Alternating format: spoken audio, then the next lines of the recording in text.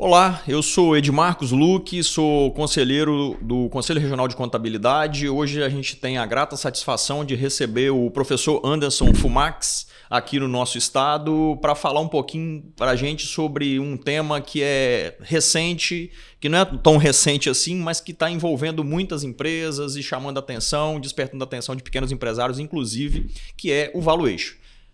Por favor, seja bem-vindo e traga para a gente o que você tem. Vou ler aqui o currículo do professor, que eu acabei não lendo.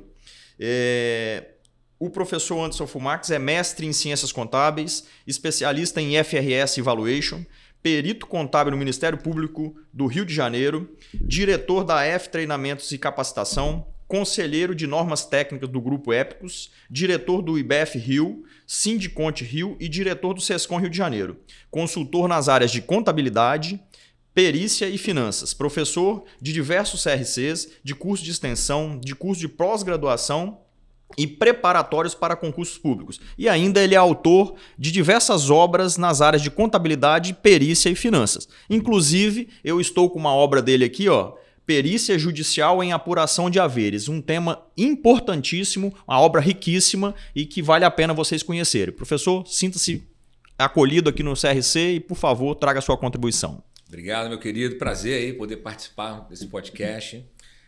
A gente vem trazendo, levantando essa bandeira, né, do valuation, da avaliação de empresas, porque parecia ser algo muito longínquo, né? As pessoas acham que a avaliação de empresas ela é somente para as grandes empresas, né? Para as empresas de grande porte, para as empresas de capital aberto. E, de fato, a maioria das avaliações de empresa, pelo menos iniciais, de fato foram feitas por lá, né? E a maioria das metodologias que foram criadas com base nessas grandes empresas, nas empresas de capital aberto, porque elas possuem muitas informações. Sendo que a realidade para a nossa área, né, de contabilidade e de perícia, efetivamente falando, é justamente, né, a avaliação de empresas para as pequenas e médias empresas, que elas correspondem a mais de 90% das empresas no país, né? A gente tem cerca aí de um pouquinho mais de 20 milhões de CNPJs e um pouquinho mais de 90% de pequenas e médias empresas, né? Então, ou seja, é a grande totalidade praticamente das empresas no Brasil, são as pequenas e médias empresas.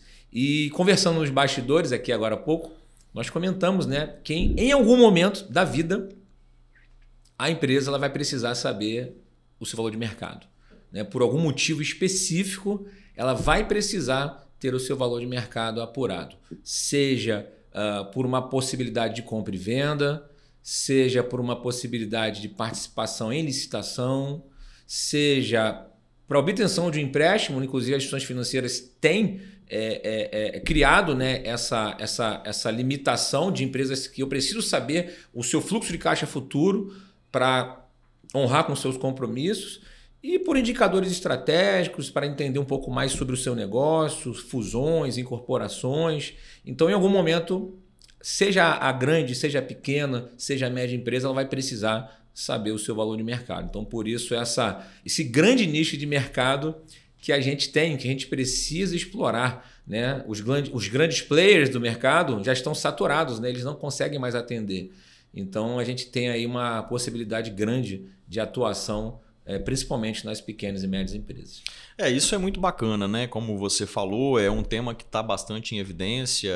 Realmente ele atingia um público diferenciado, que eram as grandes corporações, até mesmo pela estrutura delas e de informação propriamente dita. Mas hoje a gente tem notado que, de fato, tem mudado. Até o pequeno empresário tem nos questionado, tem questionado a outros profissionais sobre o que é valuation, como é que ele faz o valuation da empresa dele, como pode melhorar, se tem estrutura para fazer, enfim. Isso é um tema que realmente está em evidência e é muito oportuno trazê-lo aqui, convidá-lo aqui para falar sobre isso. Legal, legal. E o importante ressaltar é que quando a gente fala de valuation, e aí quem está querendo ingressar na área, né, ou até quem já fez algum tipo de avaliação de empresa, o pessoal fica preocupado. Caramba, mas como é que eu vou avaliar de forma precisa a empresa? Então, o ponto aqui que a gente já queria comentar é o seguinte: nenhuma avaliação de empresas ela é 100% precisa. Não existe isso. Aí alguém pode falar assim, mas como você está querendo me dizer isso? Porque, na verdade, a avaliação de empresa ela envolve um conjunto de informações que você tem mas você parte de algumas premissas, principalmente em projeções. Né? Principalmente quando você trata do fluxo de caixa descontado, que depois a gente vai falar um pouquinho sobre isso, né? Que é um dos métodos mais utilizados para você poder fazer a avaliação de uma empresa. Então, você vai projetar algo, e a projeção é algo que você não tem certeza absoluta. Então, você já não consegue ali garantir que aquele resultado ele é 100% preciso, porque justamente trata de uma projeção. Então, a avaliação de empresa ela é muito subjetiva na medida em que envolve conhecimentos, de matemática, de estatística, de finanças, de contabilidade, mas julgamentos pessoais. Julgamentos pessoais não só do avaliador, mas da empresa que está sendo avaliada. Porque eu preciso desse bate-bola com a empresa que está sendo avaliada, porque eu preciso entender qual o segmento que ela atua, qual o crescimento que ela tem na média, se ela cresce mais que o mercado, se ela cresce na média do mercado, se a pandemia gerou algum tipo de retração. Inclusive é um dado muito interessante, na pandemia tem empresas que cresceram. Sim. Cresceram. Assim, tivemos, obviamente, empresas que infelizmente faliram, empresas que reduziram, né, o seu faturamento, mas tiveram empresas que cresceram. Algumas empresas cresceram somente no período da pandemia, e hoje em dia estão mais estáveis, e algumas empresas cresceram e crescem até hoje, depois da pandemia. Né? Então, assim, a gente tem que olhar justamente cada empresa, cada segmento. Então, ou seja, eu não posso colocar uma receita de bolo. Né? Cada empresa tem a sua particularidade. Né? Então, esse é um ponto importante. Então, o valuation não é algo estático. Jamais. Ele é bem dinâmico. Bem dinâmico. E uma coisa que chama atenção nessa sua fala inicial é a questão do julgamento. Pela subjetividade das informações, da análise e do julgamento. O julgamento, até então, era algo que não fazia fazia parte da vida do profissional da contabilidade. Mas com a atualização das normas contábeis, a adequação do IFRS, passou a trabalhar mais essa questão do julgamento. Perfeito. E que não é tão simples, de fato. Não. Precisa de uma estrutura de conhecimento, de informação, de buscar muita análise para você conseguir ter um julgamento. Não perfeito, mas bem próximo do que se espera, né? Perfeito, perfeito. Porque o que acontece? Quando você vai projetar o faturamento de uma empresa, você analisa os dados históricos, que são muito importantes, mas também você precisa analisar em que momento aquela empresa ela se encontra. Por que eu estou falando isso? Porque uma empresa mais jovem, ela tende a crescer mais rápido. Que eu digo crescer mais rápido em termos percentuais. Né? Eu faturava 10 mil, pular para 20 é mole, é rápido, 100%. Mas você não consegue dobrar o faturamento de uma Petrobras de um ano para o outro. Você não consegue dobrar o faturamento de uma Vale de um ano para o outro. Né? Então, ou seja, eu preciso entender em que momento da vida daquela empresa para justamente fazer essas projeções. Né? E aí, obviamente, algumas empresas são mais suscetíveis a mudanças econômicas, políticas, outras nem tanto. Né? Então, esse julgamento é justamente nesse sentido. O que você espera daqui a 3, 4, 5 anos? Né? Um cenário econômico mais conservador, mais, vamos dizer assim, mais favorável ou mais desfavorável? Qual é os meus insumos estão atrelados ao dólar? Qual a expectativa do dólar para os próximos 4, 5 anos? Então, isso é julgamento, de certa forma. Né? Você ter mais perspectiva de alguma coisa que vai influenciar no valor de mercado de uma empresa. Por exemplo, custo de capital da empresa, né? Que é justamente uma métrica fundamental para trazer os fluxos para valor presente.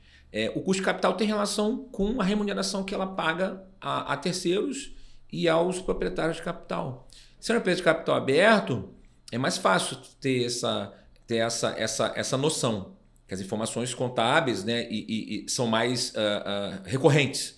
Né? E as informações também das ações da empresa são mais recorrentes. Uma empresa de capital fechado já tem uma dificuldade um pouco maior. Tem uma limitação. Tem uma limitação. As informações contábeis são enviadas uma vez ao ano, pelo menos. Né?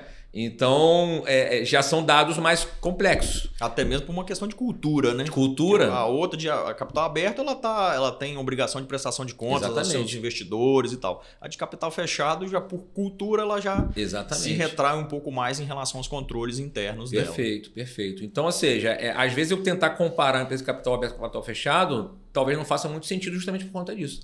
Né? Pela gama de informações que eu tenho, uma empresa de capital aberto, uma empresa fechado nem sempre eu tenho. Às vezes eu tenho uma dificuldade muito grande, né, em ter aquela informação. Só para você ter uma ideia, Ed, chama de Ed, viu? Tá? Tranquilo? Tá tudo bem. Tá? te tenho como uma pessoa muito... O nome é muito complicado. O empreendedorismo foi grande dos meus pais. Então, o que acontece? Eu fui procurado, né? Se essa pessoa vier a assistir o podcast depois, ela vai saber quem é, né?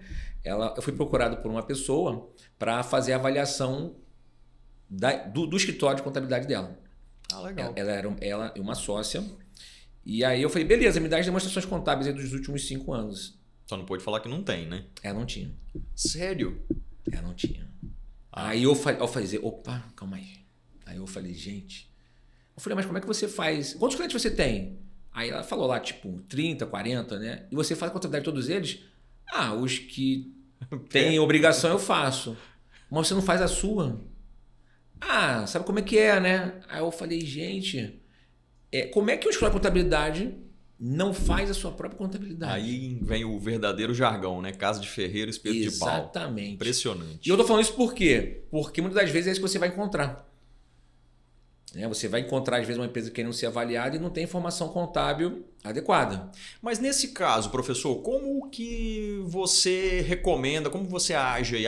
Exatamente nesse caso que você trouxe aí. Cheguei para fazer um valuation e, por surpresa, a empresa não tem contabilidade. Então, a gente tem alguns cenários, tá? Primeiro cenário, vamos fazer a contabilidade dela? Vamos fazer a contabilidade dela? Sim, aí é um outro honorário.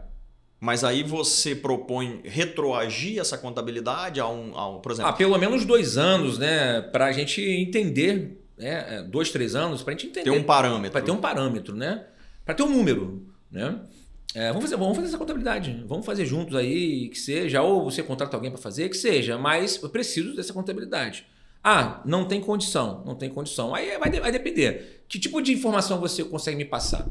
Me municiar. Porque também se ela não conseguir informar nada, melhor nem fazer. Porque vai comprometer muito o meu trabalho, né? Se eu tiver lá, por exemplo, as notas fiscais de entrada, saída, movimentação bancária, extrato bancário, contratos, né? Que estejam disponíveis, né? De empréstimo e financiamento. Se houver de fato um livro caixa, a gente consegue ainda estruturar alguma coisa, mas informando que é uma limitação. Isso é importante ressaltar. Né? Ou seja, é um trabalho que está sendo feito com uma limitação por justamente não ter as demonstrações contábeis. Então, assim, o grau de fidedignidade, ele diminui bastante. E isso é uma ressalva que eu preciso fazer no início do trabalho. Inclusive, eu acho que você deve até consignar isso no relatório, no próprio relatório final. Nos meus pareceres, ele vem logo no início. Limitações do trabalho. As informações aqui contidas foram extraídas de notas de fiscais de entrada, de saída, de extratos bancários, de contratos com fornecedores, planilhas, controles diversos, justamente por não ter as demonstrações contábeis padronizadas, né? E eu coloco isso de forma bem explícita no trabalho. Porque é uma informação que vai ser gerada, mas que poderia ser melhor calibrada. E é uma variável que pode impactar diretamente no resultado do trabalho. Né? Exatamente. Realmente tem que ficar explícito ali para não levar assim, a interpretações. Eu sinceramente, eu prefiro muitas vezes nem fazer. Tá? Então, assim, mas já houve casos, poucos, na verdade, que eu segui, mas eu fui municiado de informação. E aí eu não entendi direito porque a pessoa não fazia, porque ela tinha informação. Né? E assim, aí eu também não entrei nesse viés, porque era algo gerencial, ela queria saber por uma situação específica, a gente fez, mas eu nunca entendi porque essa pessoa não fazia as demonstrações, porque ela tinha a possibilidade de fazer. Não sei se era por preguiça, enfim, não sei. Sinceramente, eu não entrei nesse mérito também. Foge a nossa responsabilidade. Foge a nossa responsabilidade. Tá fora do escopo. Mas acabou que nesse caso específico, né, que eu comentei com você, a gente acabou que não fez. Não evoluiu. Não fez. A gente não seguiu. Não seguiu. Mas me chamou a atenção que o escritório de contabilidade não ter a sua contabilidade. Isso aí realmente foi surpresa mesmo. Mas, enfim, é realidade aí pode ser realidade de alguns escritórios por aí afora. Sim, né? certamente é. Certamente é. Professor, tem um detalhe, principalmente nesse importante, uma variável, que é o custo de capital, determinação da taxa de desconto. mais uma vez a gente vê uma certa limitação para a pequena empresa. Sim. Nas grandes empresas a gente tem toda uma estrutura, aquilo que a gente já falou, mas como seria isso numa pequena empresa? Numa micro pequena empresa, num mercadinho ali da esquina? Legal. Como seria para a gente aferir isso, buscar essa informação? Bacana. Então, antes de a gente responder a tua pergunta, né, que eu vou chegar lá, né, é importante ressaltar que existem algumas metodologias, né, para avaliação de empresas, né? Então vai depender da quantidade, da qualidade de informação que eu tenho para tentar encontrar o melhor método, né? Então a gente tem a possibilidade de fazer a avaliação patrimonial, sim. Né? Só que essa avaliação patrimonial ela é a menos fidedigna, né? Porque ela retrata o contábil. Custo histórico. É custo histórico, né? Então, ou seja, ele é o menos fidedigno justamente porque ele não projeta nada para frente. Aí existe a avaliação patrimonial a preço de saída, valor de mercado. Inclusive, é o que a gente usa para fazer a apuração dos haveres, né, de uma empresa quando ela não tem no contrato social, né, de forma explícita a forma de apuração dos haveres. Então, quando eu compro uma empresa, eu preciso avaliar justamente os ativos e passivos a valor de saída. Isso é previsto, inclusive, na NBC 15, que trata de combinação de negócios. Então eu falo, se eu for comprar uma empresa, se eu for ter o controle de uma empresa, eu preciso avaliar os ativos e passivos a preço de saída. Que parece fazer sentido, né? Porque como você está comprando uma empresa, é como se você estivesse avaliando o estoque da empresa pelo valor de hoje. O imobilizado da empresa pelo valor de hoje. Atualizar a dívida pelo valor de hoje. E parece fazer sentido isso dá um pouco mais de trabalho, né? Então você chega a um PL, vamos dizer assim, a valor de mercado, né? Ou a valor justo, vamos fazer melhor essa comparação.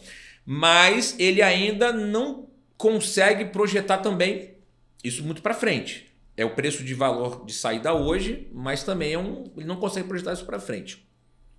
E existe também as entidades que estão em liquidação, né? Como é que eu vou avaliar se a empresa está em liquidação? Tem uma NBC específica para isso, a NBC 900, que trata de entidades em liquidação, que justamente faz o seguinte, eu vou avaliar essa empresa pelo valor realizável dela, valor de venda. Assim, vou pegar os estoques, os contos a receber, vou transformar em dinheiro, vou pagar minha dívida e quanto sobra.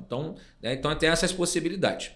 E aí tem um método, eu não vou nem falar do método do preço das ações, porque a gente está focando em empresa de capital fechado aqui, né? Okay.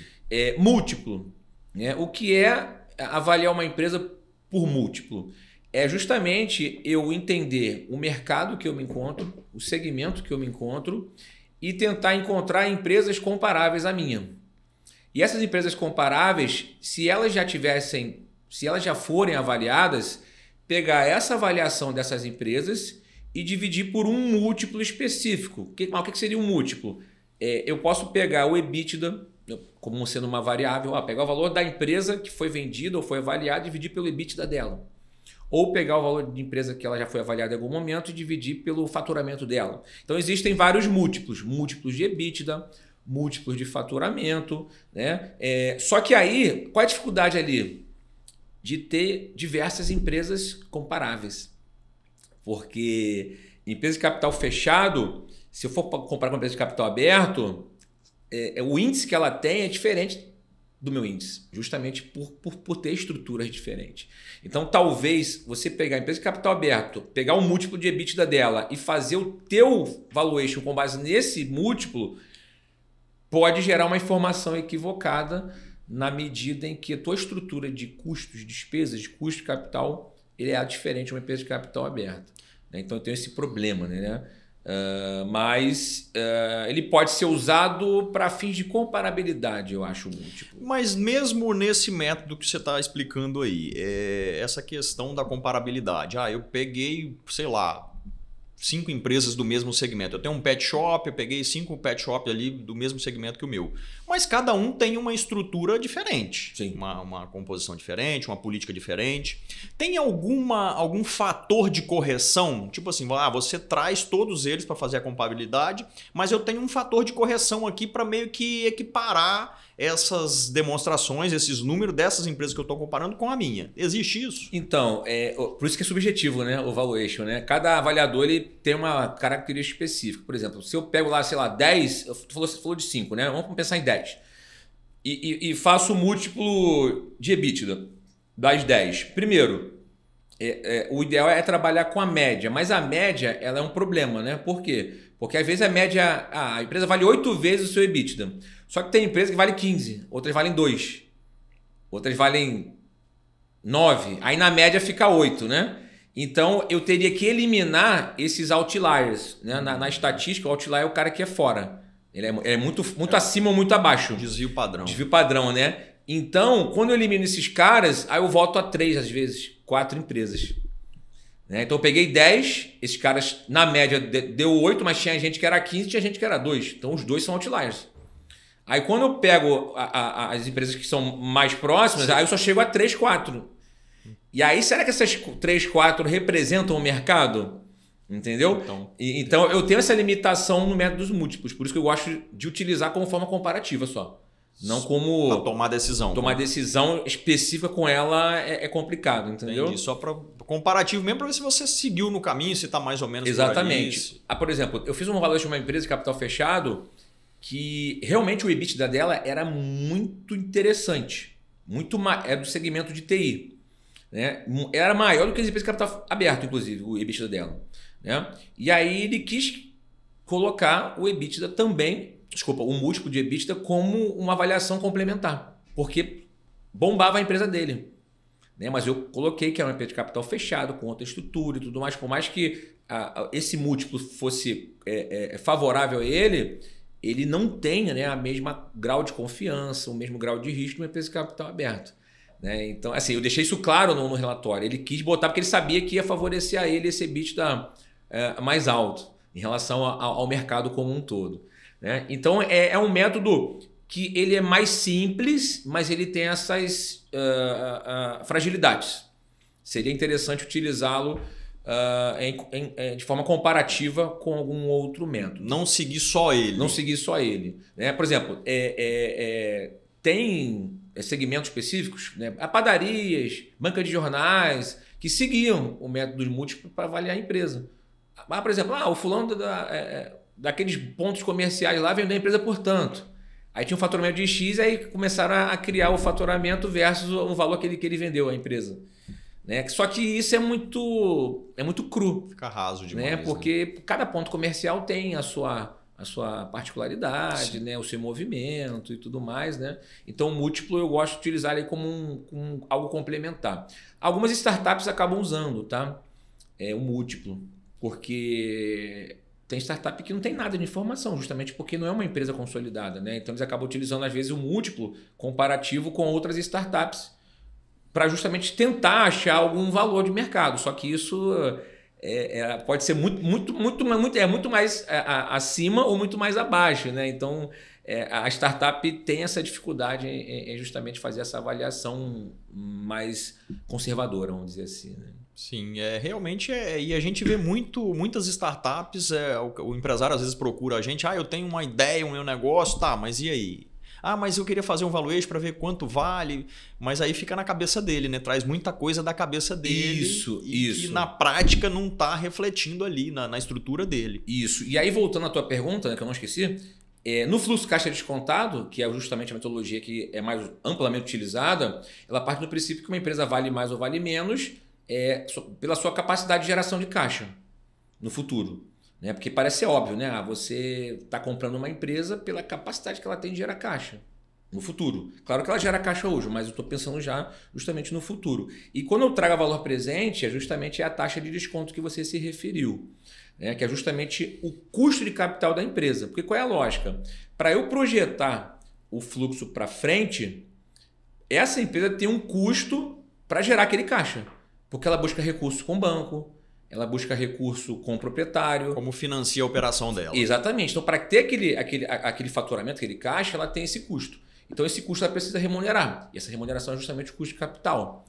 Então, para a empresa de capital aberto, existe uma forma mais suave para fazer isso, que é justamente o custo médio ponderado de capital. Separa o que é capital de terceiros, ou seja, financiamentos que ela faz com o banco. Né? E aí um ponto importante, para empresas que optam pelo lucro real, e aí independentemente de serem abertas ou fechadas, né, eu tenho benefício fiscal dessa operação. Né? Porque quando eu me financio e eu pago os juros são despesas dedutíveis. E as despesas dedutíveis diminuem o meu imposto de renda a ser pago. Né? Então esse custo de capital ele tende a ser menor para a empresa do lucro real. Né? Agora, o grande problema é o custo de capital próprio. O custo de capital próprio, a empresa de capital aberto, tem lá uma metodologia que é chamada metodologia KPM. Aquela parte do princípio que as empresas de capital aberto, a quem vai remunerar a empresa, ela fala o seguinte, olha só, eu quero o risco zero mais alguma coisa.